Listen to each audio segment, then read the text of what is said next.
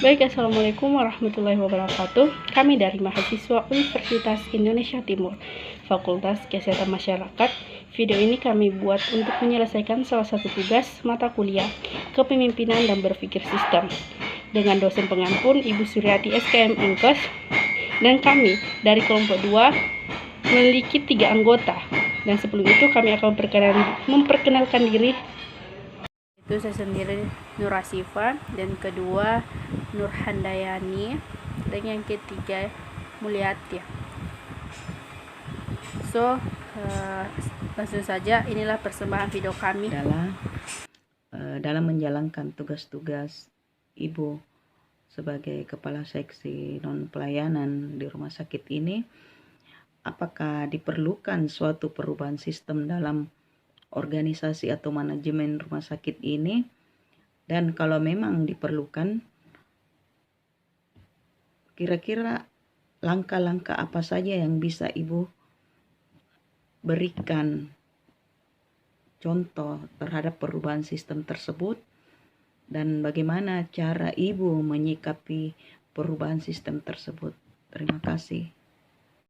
Iya, perlu adanya upaya untuk menciptakan sebuah perubahan dalam manajemen rumah sakit sehingga membawa perubahan yang lebih positif yang dibutuhkan dalam rumah sakit Rumbia ini.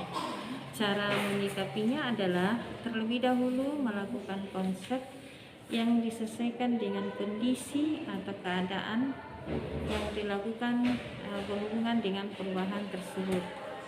Contoh, misalnya pelayanan yang maksimal di bidang kefarmasian yang tadinya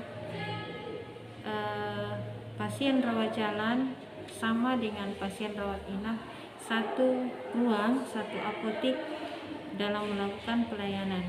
Jadi saya melakukan perubahan, saya pisahkan antara apotik, rawat jalan, dan rawat inap, sehingga pasien sudah tidak bertumpuk lagi dalam melakukan pelayanan, khususnya pelayanan apotik. Terima kasih. Assalamualaikum warahmatullahi wabarakatuh. Terima kasih atas waktunya, Pak.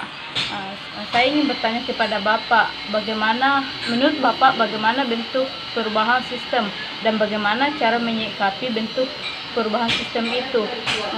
Mungkin itu saja, Pak. Terima kasih.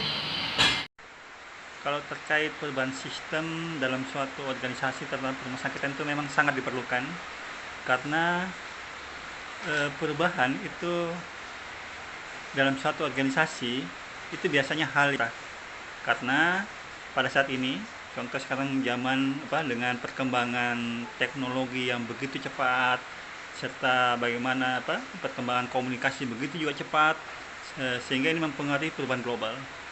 Untuk suatu permasakitan ini sudah banyak sistem yang berubah.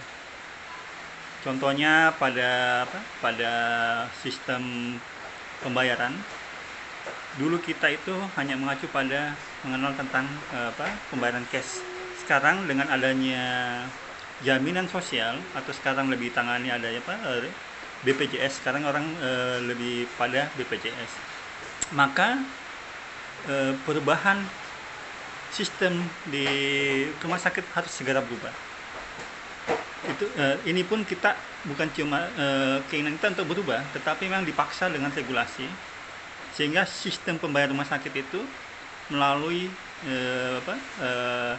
gotong royong, yaitu melalui badan yang disebut BPJS. Kemudian sistem lain juga, contoh sekarang di masa pandemi, sistem pelayanan juga berubah. Yang dulunya lebih banyak untuk tatap muka, karena di masa pandemi maka proses pelayanan tatap muka face to face itu juga berubah. Ada mulai banyak menggunakan sistem konsultasi daring, kemudian yang dulunya orang berhadapan langsung menggunakan Skype atau memperbaiki dengan alat pelindung diri yang lebih ketat lagi. Nah, ini adalah perubahan sistem. Tujuannya juga untuk kebaikan organisasi. Ada banyak sistem yang berubah. Nah, kita bisa menyikapi ini. Selama itu penting untuk organisasi, maka kita harus membuat perubahan sistem itu. mulai dari sumber dayanya, kemudian sumber daya fungsional, sumber daya manusianya, sumber daya fungsionalnya, kemampuan teknologi, kekuatan persaingan atau competitive force, kemudian kemampuan finansial kita. Dengan adanya pandemi, kita dipaksa untuk berubah ini. Dulu kalau kita melakukan pertemuan atau